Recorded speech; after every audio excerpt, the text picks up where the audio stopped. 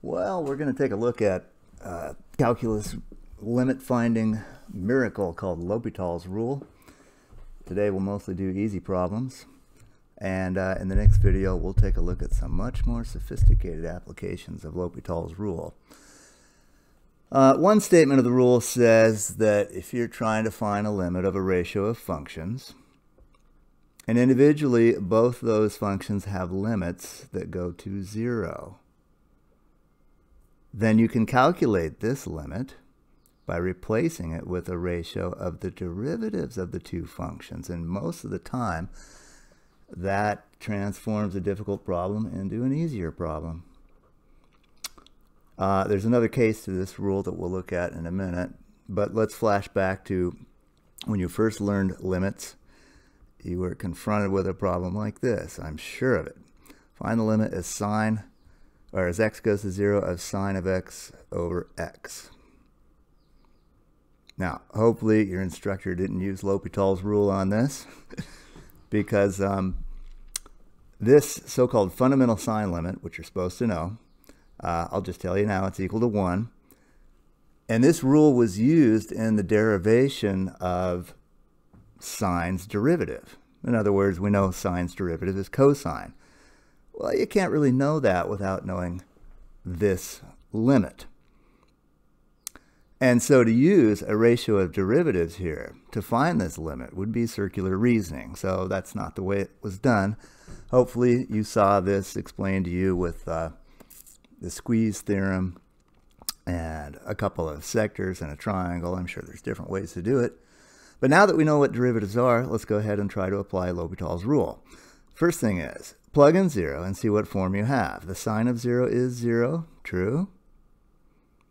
X, of course, is 0. So we have what is being explained up here in this rule. We have a limit of a ratio of functions, which looks like 0 over 0. And so we're going to replace the two functions with something different. Instead of sine, we're going to take sine's derivative, which is cosine. And instead of x, we'll take x's derivative, which is 1. We'll plug in and see what happens. So this time when I plug in 0, I get cosine of 0. Okay, cosine of 0 we know is 1. The limit on the bottom limit of a constant is the constant, so I end up with 1 divided by 1, and I get 1.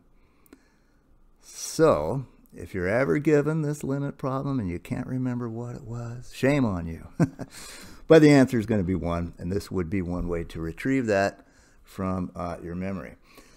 So today we're going to look at a variety of L'Hopital rule problems. Again, not very difficult ones, and most of them are going to have the form 0 over 0. We're going to explore the other statement, though, which says it doesn't have to be 0 over 0.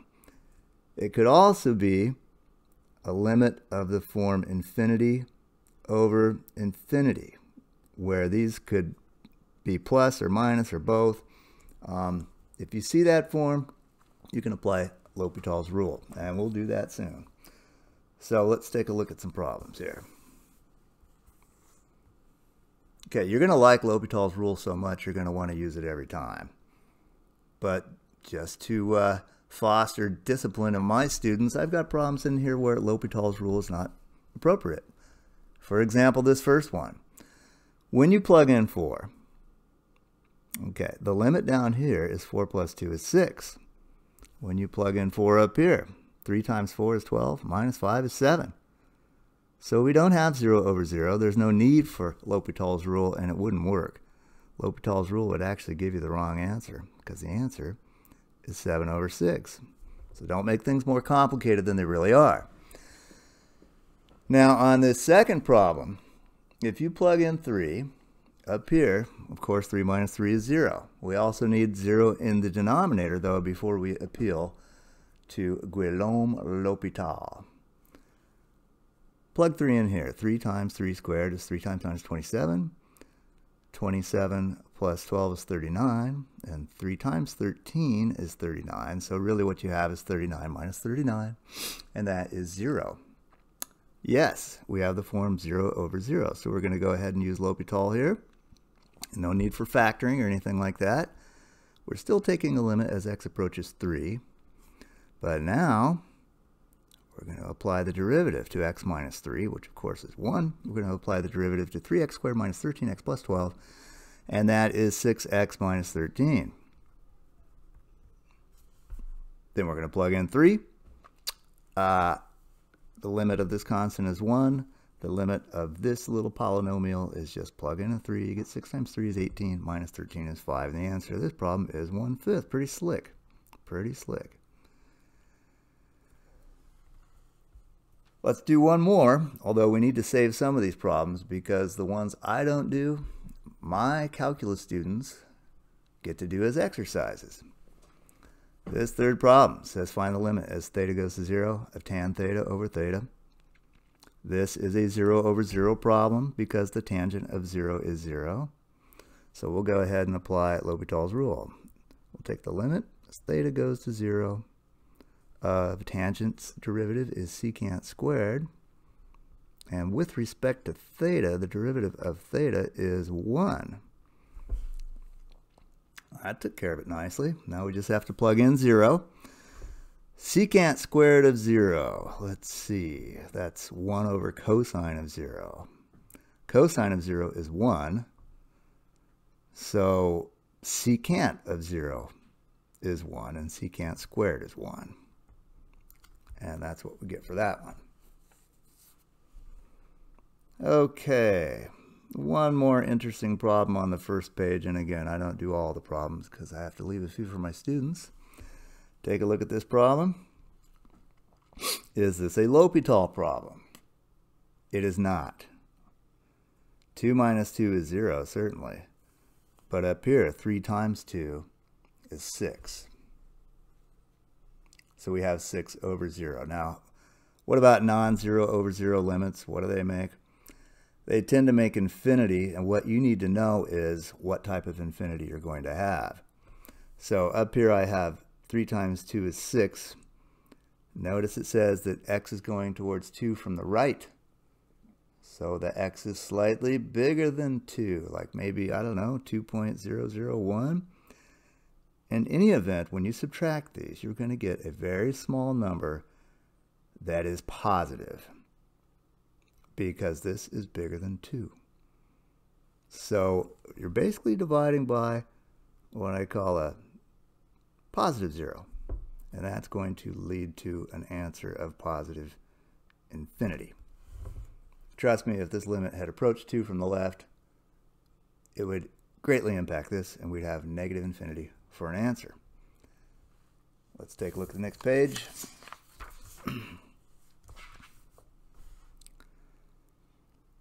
Okay, let's take a look at problem 9. Problem 9 asks you to find the limit as x goes to infinity. I probably don't need to explain to you that this polynomial goes infinite as x goes to infinity. It is dominated by 3x squared. So the minus 2x tries to bring the value down, but the 3x squared overwhelms it. It's kind of a race between these two, and this guy wins. So the top of this is infinity, and the bottom of this is certainly infinity. We have our first example of infinity over infinity, an indeterminate form. Now these can come out to all kinds of different answers, but infinity over infinity is something that's very well handled by L'Hopital's rule. So what we'll do is we'll replace the limit given to us with this one. Find the derivative on the top. In the numerator, we get 6x minus 2. Find the derivative in the denominator. Well, that's 8x plus 1. And again, we have these two little linear functions. As x gets very, very large, the linear term overwhelms the constant term, and you get infinity over infinity again. So if you want, you can go ahead and apply L'Hopital's rule. Take derivatives again. Okay, the derivative of 6x minus 2 is 6. The derivative of 8x plus 1 is 8. The limit of a constant like 6 over 8 is 6 over 8, which reduces to 3/4, and that is the answer to that problem. Is that the best way to do this problem? It is not. before you knew L'Hopital's rule, you probably knew something about limits of rational functions. There's this notion of dominant term where you can discard the 1 and the minus 2 and just look at 3x squared in the numerator and 4x squared in the denominator. So in other words, cancel these terms. This only works if x is going to plus or minus infinity. And then you would be able to divide x squared out, which of course means you'd be left with the limit of a constant. You'd get 3/4, you'd get it a lot faster. Okay. One more problem involving x going to infinity, this time with sine of 1 over x and x. Now this doesn't look like a ratio or a quotient. It's not obvious that L'Hopital is going to help us here at all. Let's take a look at what we have. It's a product of two expressions. The first expression would clearly go to infinity because it's x. The second expression, though, if you put infinity here, 1 divided by infinity is approaching 0, and the sine of 0 is 0. So you have this form here. In the next video, you're going to get more experience with things like this. But for now, that doesn't appear to be a L'Hopital problem. But it's not obvious what the answer is. Your instincts may say, I'm multiplying by 0, the answer is 0. Well, you're multiplying by something that's approaching 0. But you're also multiplying by something that's racing off to infinity. These are competing. So what you're going to have to do is force this to look like a L'Hopital problem. This is how that's done. Okay, I'm not doing any derivatives or anything yet. I'm just rewriting this problem to look like the sine of 1 over x. And then I'm going to divide by 1 over x. Okay, you should convince yourself right now that dividing by 1 over x here is equivalent to multiplying by x up here. This time, when I plug in infinity, I get 0 here, as explained previously. But I also get 1 over infinity down here, which is 0. So now you're looking at a L'Hopital problem.